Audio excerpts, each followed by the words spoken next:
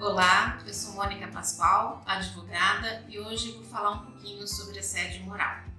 O assédio moral ele é tão antigo quanto o trabalho, ele praticamente nasceu junto com o trabalho.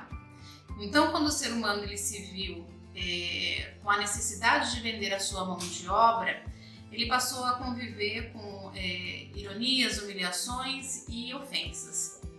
E mesmo assim, apesar de tão antigo, somente nos últimos 30 anos é que o assédio moral vem sendo estudado, em decorrência do aumento do número de doenças psíquicas ligadas ao estresse do ambiente de trabalho. E então, para a gente continuar, para a gente entender o assédio moral, é importante a gente falar como que ele se caracteriza, né? Então, o assédio moral ele se caracteriza principalmente pela exposição dos trabalhadores a situações humilhantes e constrangedoras, de forma repetitiva e prolongada durante a jornada de trabalho. Como exemplo desse assédio moral, a gente pode citar formas de exposição do trabalhador ao ridículo, assim como as piadinhas maldosas, desrespeitosas, que não beneficiam em nada o ambiente de trabalho. Uma supervisão excessiva também pode ser citada como exemplo, assim como críticas sem fundamentos, empobrecimento das tarefas, sonegação de informações e repetidas perseguições. E é bom a gente ter em mente que quando o assediador ele pratica o assédio moral, ele faz isso porque tem um objetivo. E geralmente esse objetivo é o de desestabilizar a vítima, a relação da vítima com o ambiente de trabalho, com a empresa onde ela trabalha. E isso acaba forçando a vítima a desistir do emprego, a desistir do cargo ou até mesmo a desistir de uma promoção. E ele só se torna possível, o assédio moral, porque ele vem precedido de uma desvalorização da vítima pelo seu assediador, né, pelo seu agressor. E às vezes essa desvalorização ela é aceita e até afiançada pelo grupo. Então, às vezes mais pessoas acabam se integrando nessa relação de assédio moral, né? E a pessoa que assedia, o assediador, ele escolhe a sua vítima de acordo com a característica dela. Ele não vai em qualquer pessoa. Ele vai justamente em alguém que possui um atributo que possa perturbar, que possa atrapalhar os interesses dele. E nisso a gente pode citar como exemplo, a vítima sempre vai possuir mais qualidades do que o assediador. A vítima possui mais conhecimento, possui um desempenho mais satisfatório que o seu assediador.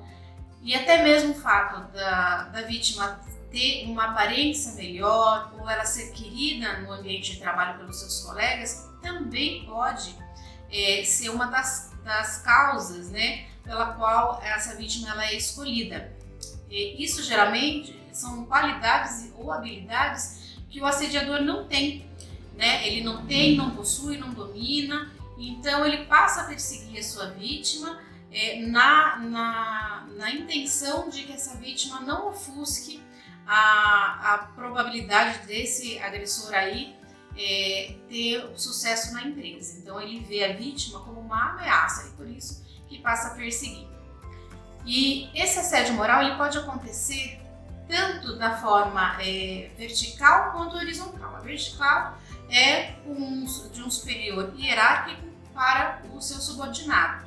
E a horizontal acontece entre colegas de trabalho. Então isso é muito comum.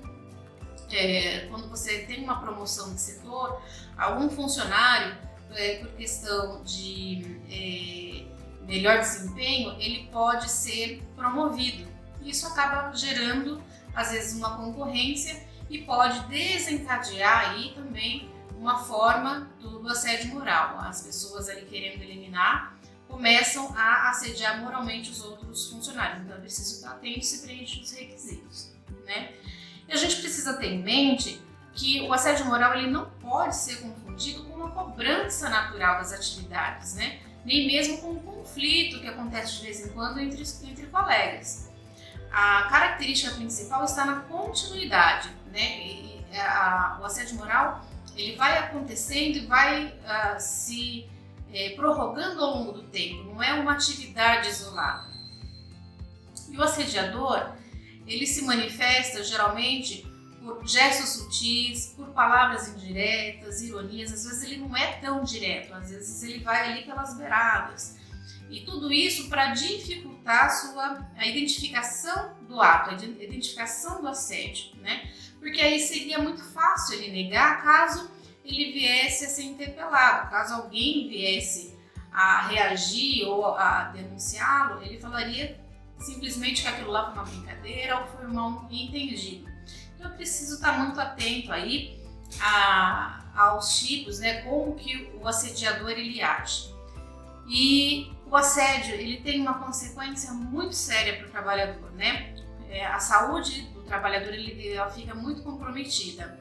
Então pode desencadear uma ansiedade, desencadeia depressão, síndrome do pânico, gera um sentimento de fracasso, de impotência, baixa autoestima e traz um prejuízo emocional e psicológico à saúde do trabalhador muito grande. Em algumas situações, o trabalhador ele pode vir até mesmo a vir a óbito, né? Ele acaba cometendo suicídio porque fica uma situação que ele não vê outra saída. Então é muito importante que a gente comece a olhar para o assédio moral de uma forma mais séria e de uma forma de tentar mesmo coibir, conscientizar as pessoas que estão ao nosso lado para coibir esse tipo de ação. E como é que a gente faz isso, né? O que a vítima, quem está sofrendo um assédio moral, o que ela pode fazer? A primeira coisa é quando ela é humilhada no seu ambiente de trabalho, a gente sempre fala para a vítima tentar se posicionar. Porque o agressor ele vai tentar pegar quem é fraco, quem é forte, ele vai ter mais receio. Então, quando você se vê numa situação dessa, ou um amigo está numa situação dessa, o importante é que haja um posicionamento, que no momento em que o assédio ocorra, logo assim na primeira vez, que fique claro, que seja dito com clareza ao agressor que aquele tipo de comportamento não vai ser tolerado, certo? Que aquele tipo de comportamento não pode acontecer, porque as pessoas precisam ser tratadas com respeito e dignidade. Se assim, mesmo assim, com tudo isso, o agressor continuar, então a gente tem que passar a resistir. E como que a gente faz isso? A gente começa a colher provas do assédio que está sendo praticado. E a gente vai colher provas de que forma? Anotando a data, né, o dia, mês e ano, a hora, o local, onde aconteceu o assédio moral. Quem foi o agressor, o que ele disse, colocar o máximo de detalhes e principalmente, se houve alguma testemunha, anotar o nome delas. E toda vez que isso acontecer, faz todas essas anotações. Por quê? Porque essas anotações vão ser muito importantes para demonstrar a frequência com que o assédio era feito, né? Então, isso mais tarde vai ser de bastante importância, a pessoa ela vai entender. Outra situação também que a vítima pode fazer para se defender é dar visibilidade. Procura ajuda dos colegas, procura também a empresa, informa a empresa o que está acontecendo, de preferência por escrito, e cobra do setor, cobra do RH, cobra da administração uma resposta sobre essa acusação que foi feita, sobre essa reclamação que foi feita sobre a conduta do seu empregado. A gente também sempre orienta a evitar conversar com o agressor sozinho. Então toda vez que, se for possível, toda vez que for conversar com o agressor em razão do trabalho, acompanhado, leve alguém, não vá sozinho, para que não haja nenhum tipo de constrangimento maior, uma ameaça mais séria, que aí a pessoa pode ficar muito mais assustada com isso e pode desencadear maiores prejuízos emocionais. A gente também orienta as pessoas a procurar o sindicato, procurar uma delegacia regional do trabalho ou o Ministério Público do Trabalho e, por fim, procurar também um advogado para que ingresse, caso a empresa não faça nada e não haja outra alternativa, a cobrar da empresa uma reparação ela tem uma responsabilidade aí pela conduta do seu funcionário. Então, cobrar da empresa uma reparação pelo dano sofrido, certo? Então, a gente precisa conscientizar a sociedade dessa urgência, tomar o conhecimento dessa doença, falar para as pessoas que esses brincadeiras assim não podem acontecer. O ambiente de trabalho tem que ser levado a sério, é da onde a gente leva o pão para casa, então tem que ser tratado com todo respeito, toda dignidade. E com isso também fazer a sociedade pensar sobre o problema e forçar aí os nossos legisladores a criar leis, criar mecanismos melhores para punição efetiva de quem pratica assédio moral, inclusive na esfera penal, tá certo? Então é isso, gente. Era o que eu tinha para falar para vocês sobre assédio moral. Espero que vocês tenham gostado. Muito obrigada e até a próxima!